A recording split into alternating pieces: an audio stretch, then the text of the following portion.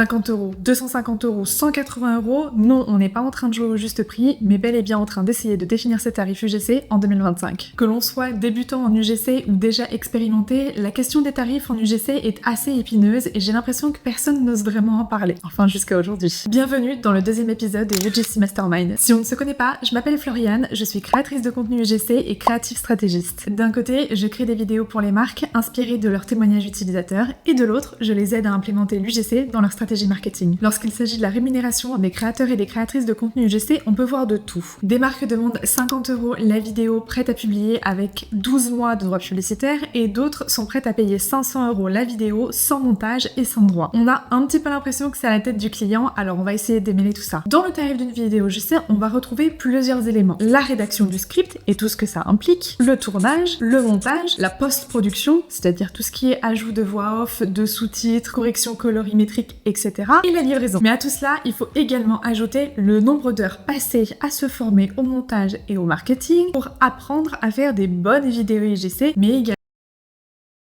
Maintenant, imaginons, tu viens de démarrer dans l'UGC, combien dois-tu facturer une vidéo UGC? Selon mon expérience, une créatrice ou un créateur de contenu UGC qui a eu ses premières collaborations en gifting doit proposer sa vidéo entre 130 et 160 € hors taxe. Pour moi, c'est un tarif qui est avantageux pour les marques, qui dit je suis débutante, mais j'ai quand même un certain travail, une certaine connaissance, je me suis formée au métier de l'UGC, donc je suis en droit de demander une rémunération. Ce tarif est hors cession des droits d'usage publicitaire ou organique. Très souvent, ce que je faisais en tant que débutante, c'est que je faisais apparaître sur mon devis 1 ou 3 mois de droits d'usage avec le tarif correspondant et je l'offrais. Un mois, c'est largement suffisant pour une marque pour tester le potentiel d'une vidéo en publicité et si la vidéo fonctionne, eh bien ils n'auront plus qu'à reprendre des droits par la suite. Idéalement, en 2025, les marques seront un petit peu plus sensibilisées au fait que la cession des droits est beaucoup plus importante. Si on regarde les marchés américains, australiens ou même européens en dehors de la France,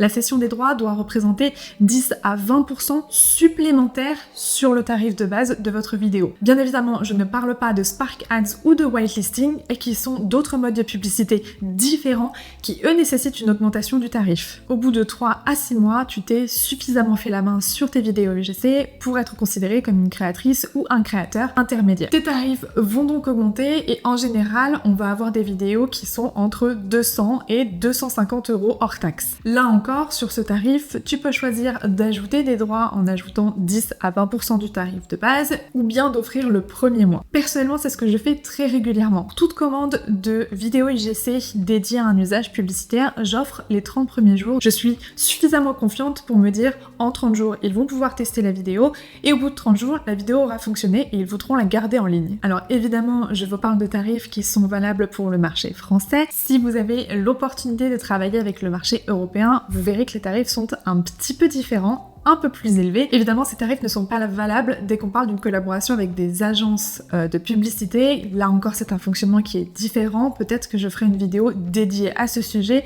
N'hésitez pas à me dire dans le commentaire si c'est quelque chose qui vous intéresse. Bref, si jamais tu te demandes si ton tarif est trop bas, il y a un calcul qui est très simple à faire. Prends le nombre d'heures que tu vas passer sur la réalisation de ta vidéo. Prends ce nombre d'heures et divise-le par le tarif auquel tu factures ta vidéo. Si le tarif que tu obtiens est en dessous de 11,65, sache que ta vidéo te rapporte moins que le SMIC. Oui, moins que le SMIC. C'est vraiment pas grand-chose. Et même si c'est quelque chose que tu fais à côté de ton activité principale, cela ne change rien. Ton travail mérite une rémunération et il mérite d'être rémunéré à sa juste valeur et pas en dessous du SMIC. Certes, il existe encore de nombreuses marques qui ne se rendent pas compte du travail que cela représente de faire une vidéo UGC et qui proposent encore seulement quelques dizaines d'euros. Mais si elles le font, c'est aussi parce que l'offre, elle existe. Des personnes comme vous et moi proposent des tarifs bien en dessous du marché. Il y a évidemment beaucoup de choses à dire sur le sujet des tarifs en UGC en 2025, mais je tenais à faire un premier épisode plutôt généraliste et donner des premiers chiffres. En attendant, n'oubliez pas de vous abonner. Tous les mercredis, on explore en vidéo tout ce qu'il y a à savoir sur l'UGC et la création de contenu pour devenir des créateurs au top du top. Et si jamais tu as la moindre question, tu commences à connaître la chanson, mais j'y réponds en commentaire ou même en DM. Ciao!